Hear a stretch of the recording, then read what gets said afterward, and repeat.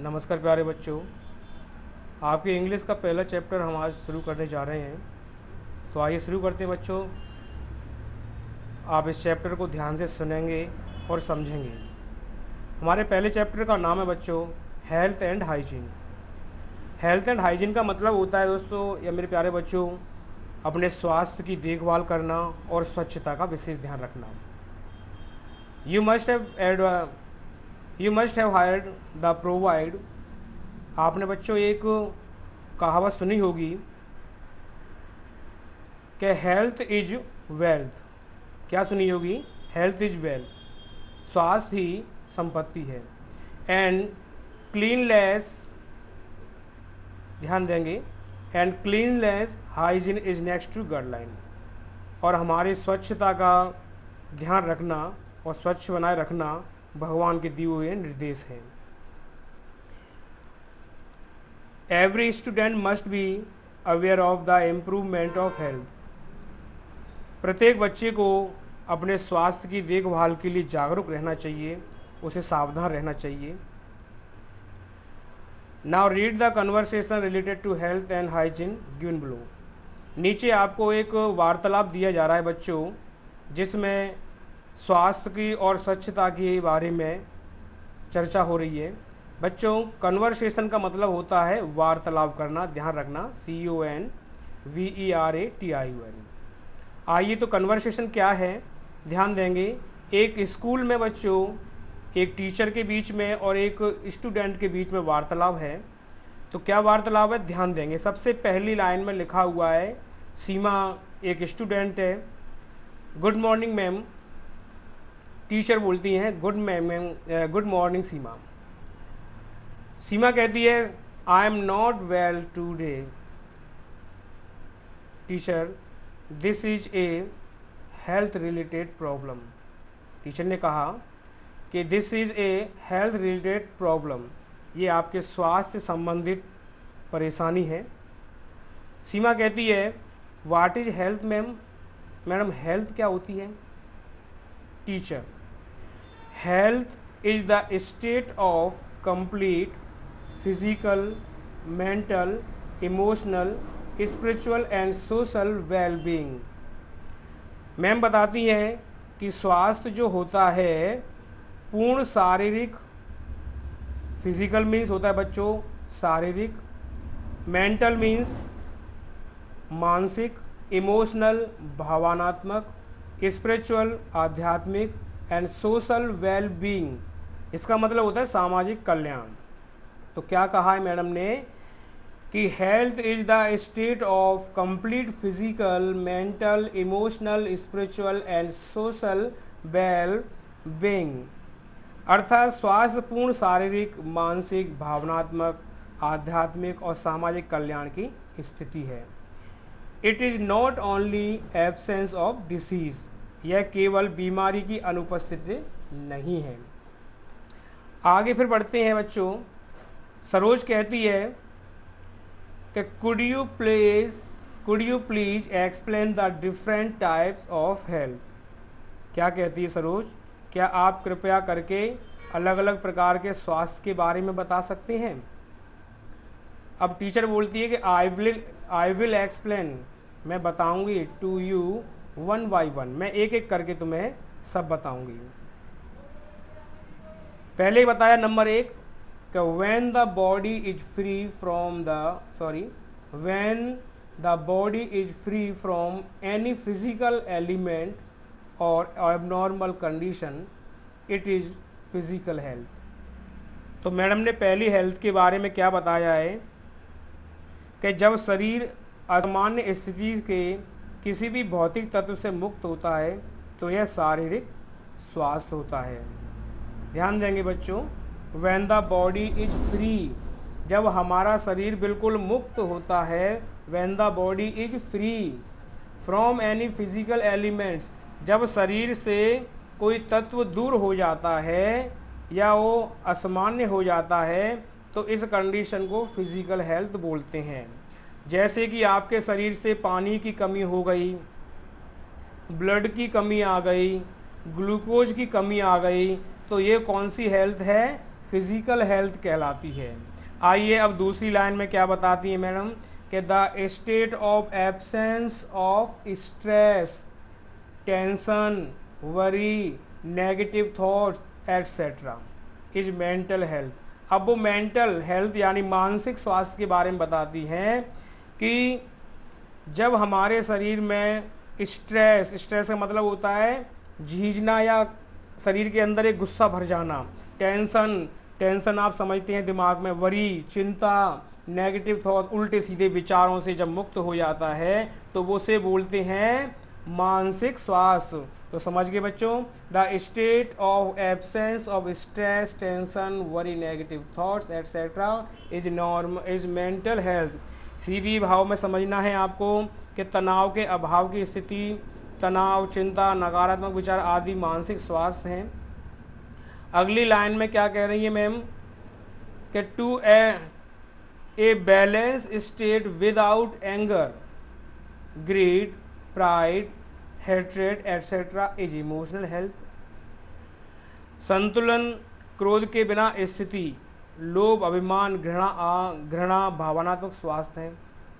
भावनाओं का मतलब होता है कि जब हम किसी के लिए गुस्सा दिखाते हैं, लालच करते हैं, हमें किसी घमंड होता है, अपना एटीट्यूड दिखाना है, इन चीज़ों से जब हम दूर रहते हैं तो वो हमारा क्या कहलाता है, इमोशनल हेल्थ। भावनात्मक विचार हमारे जो होते हैं अच्छे होने चाहिए, उन अगर बुरे विचार हमारे अंदर हैं तो इमोशनली हम परेशान हैं, और हमारे स्वास्थ्य अच्छा है तो हमारा इमोशनली हेल्थ कहलाता है।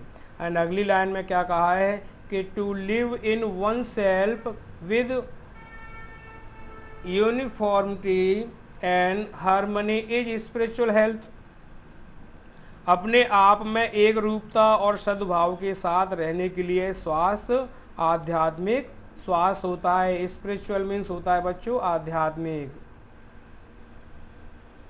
अगली लाइन में कहती है madam to maintain, protect and improve the health of people the organised. क्या कहती हैं कि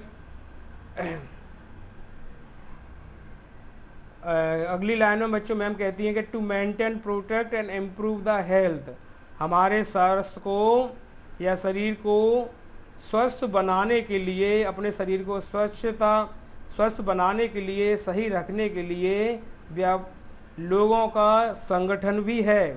सीधे अर्थों में to maintain, protect and improve the health, अपने शरीर को स्वस्थ और सुरक्षित बनाने के लिए, the of people through organise, इसमें हमारे समाज की विशेष भूमिका रहती है।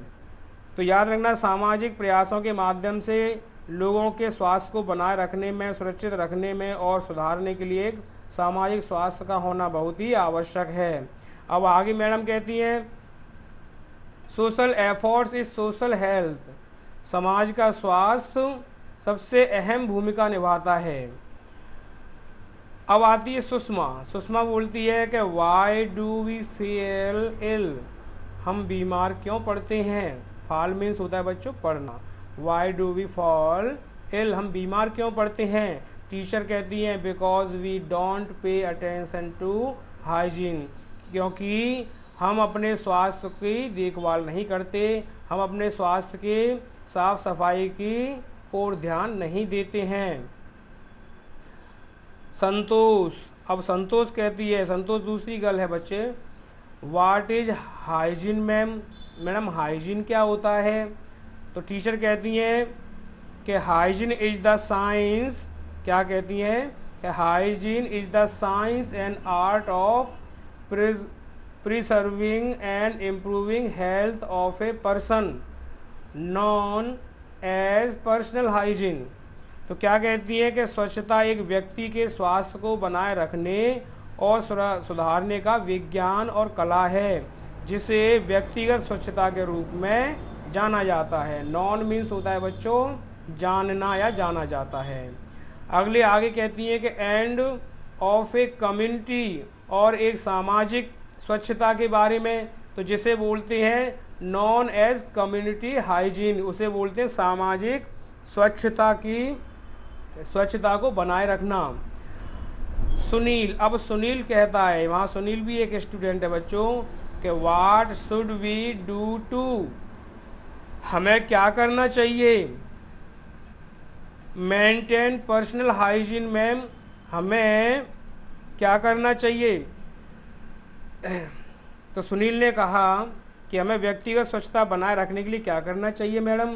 तो टीचर क्या बोलती हैं कि to maintain personal hygiene we should, हमें अपनी स्वच्छता को बनाए रखने के लिए so number 1 brush your teeth regularly, रोज अपने दांतों को ब्रश करना चाहिए।